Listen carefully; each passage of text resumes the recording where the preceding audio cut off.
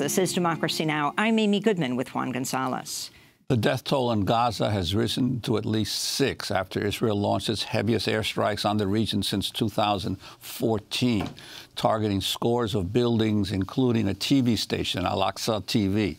Israeli airstrikes also reportedly hit dozens of homes. Militants in Gaza responded by launching hundreds of homemade rockets into Israel. One person in Israel was reported killed, a Palestinian man in Ashkelon. 16 others were injured, including at least two who critically. The recent escalation began after a team of Israeli commandos drove into the southern Gaza city of Khan Yunis Sunday in a clandestine raid that killed 7 Hamas members, including a commander. Israel said one of its soldiers had been killed in an exchange of fire before Israel called in tank fire and airstrikes while the commandos escaped back to Israel. Well, for more, we're joined by Mohammed Shihada, a writer and activist from the Gaza Strip, writes for Haaretz, The Forward, and other publications. Mohammed, welcome to Democracy Now! Can you explain to us what you understand is happening in Gaza as you join us from Sweden, where you're a student? Well, it started with Israel carrying out an undercover assassination against the top Hamas leader, Noor Baraka, at the worst and most inexcusable time one could ever think about, only a few days after Hamas and Israel supposedly reached an understanding to restore tranquility and calm and reintroduce progress to Gaza. Once the Israeli cover was blown up, Hamas retaliated with a barrage of improvised primitive projectiles on Israel's south, with the aim to draw a red line of deterrence for Israel that it cannot do as it may please in the Gaza Strip. Israel responded immediately with an explicit implementation of the Oxford definition of terrorism, basically intimidating and terrorizing Gaza's civilian caged population as an instrument to achieve political gains, essentially to send strong messages to Hamas and, according to a senior Israeli officer, exact a price from the other side. The bombed buildings are usually pre-designated targets, where Israel's choice of the next target is carefully calibrated in accordance with the desired magnitude of pain it wishes to leave Gaza with in order to teach it a lesson, so that when people wake up, they see destruction, rubble, and funerals everywhere, they would be presumably terrorized back into passivity. This morning, a senior Israeli Air Force commander said that the nature of the targets, quote, are completely different from anything we've known in the past. These targets are of high-rise buildings in the city centers. Can you talk about the bombing of Al-Aqsa TV in Gaza? Well, basically, Israel claims to have warned people in advance that the building is going to be targeted, press compound for Al-Aqsa TV. However, it doesn't make it any better to give people a choice between losing their constructions or homes or losing their lives. Today, for instance, people were awakened at 4:30 in the morning, in the very early morning, to an Israeli phone call saying you have only 1 minute to leave your homes or else you will die inside them.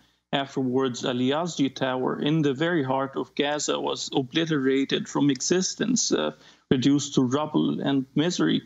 And people, that construction, in addition to 7 others, including Al-Aqsa TV compound, used to house tens of Gazan families, civilian families, essentially, including kindergartens, and entrepreneurial centers. So what we are seeing here is that Israel is trying to teach Gazans a lesson, not to walk out of the line, not to be loud about their slow death, by inflicting the severest and most traumatic pain it could afford to do. Could you talk about the timing of this assassination attempt that touched off this latest troubles, especially in light of the fact that there appeared to be at least some potential for restarting some kind of negotiations between Israel and the Palestinians and the involvement of other powers in the region in some sort of mediation? Well, Gaza has shown extraordinary commitment to overwhelming nonviolence over the last at least 6 months of protest demanding their right to life at the 5-meter fence that entraps the enclave. Eventually, Israel decided that if the protests are distant from the fence, in return, Gaza would be given an increase in the influx of Qatari fuel and money to pay the salaries of government officials and increase the electricity daily dose for Gaza's population. However, once this, let's say, ceasefire understanding settled in, Israel seized the opportunity to immediately target Hamas, thinking that they cannot retaliate with the interest of maintaining the ceasefire. We're seeing currently international efforts to restore progress in the Gaza Strip that are being exterminated from existence by the Israeli persistence to play a political game other than caring for the humanitarian crisis in Gaza. Can you give us the context when you talk about the last 6 months of peaceful protests since March 30th? Over 200 Palestinians have been killed by Israeli forces in Gaza.